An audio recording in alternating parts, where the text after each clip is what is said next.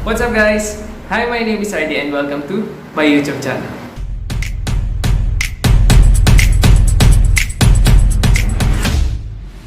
Okay guys, so for today's video, tuturuan ko kayo ngayon magluto ng chicken honey sriracha.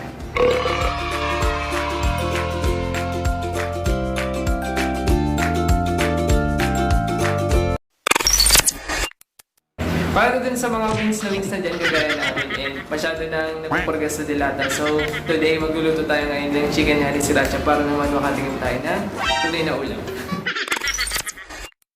Ayan, so kung interesado akong malaman kung paano, please keep on watching.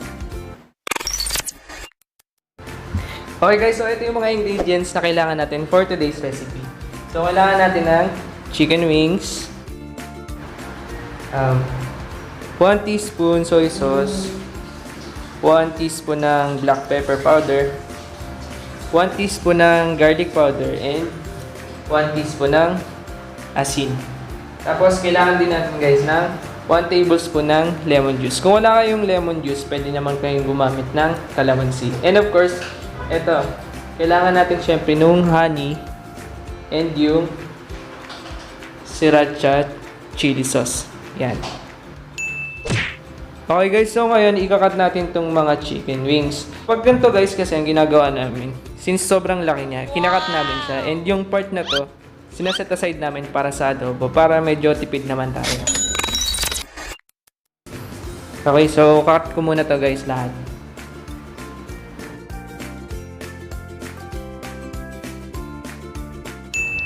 Okay guys, so yan ngayon natapos ko nang ikat yung ating chicken wings. And yung part na to, yung sinabi ko kanina, isa-set aside muna natin para din sa adobo naman mamaya. Okay, so sunod naman natin after natin ikat, imamarinate na natin yung ating chicken wings. Lalagyan na natin itong mga ingredients natin. Yan.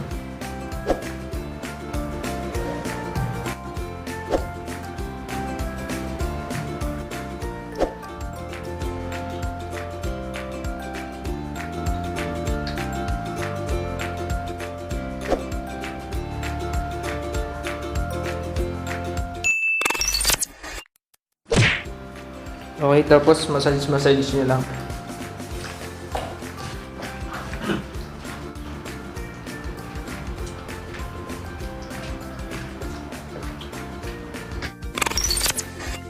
Kung wala naman kayong garlic powder yet, pwede nyo naman gamitin yung bawang mismo.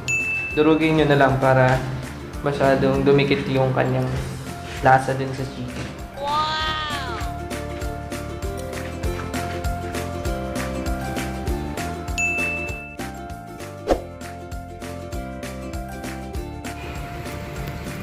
Okay guys, yan. Kunyari naka 1 hour na tayo, no? Kasi gutom na kami. So yan, after nating mamarinate ito, kunyari ng 1 hour, ibabalik naman natin to sa flour o yung harina. Medyo hindi naman masyado kailangan makapal, konti lang. Para lang medyo pag pinalito natin siya, crispy na siya. Tapos, dun sa mga nagtatanong kung gaano karaming sriracha and yung honey, kailangan natin ngayon dito para sa ganitong kadaming chicken ay 4 tablespoon ng honey and 8 tablespoon ng sriracha.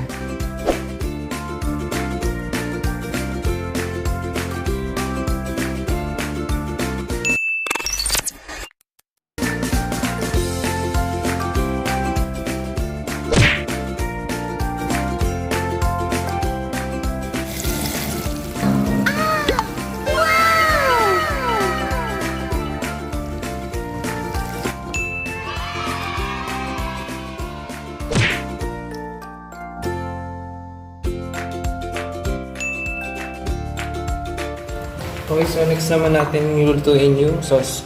So lagay tayo ng 2 tablespoon ng oil.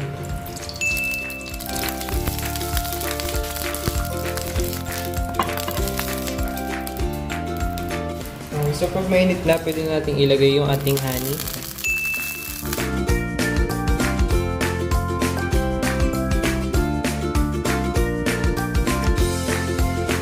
Yan, and of course yung ating hot sauce.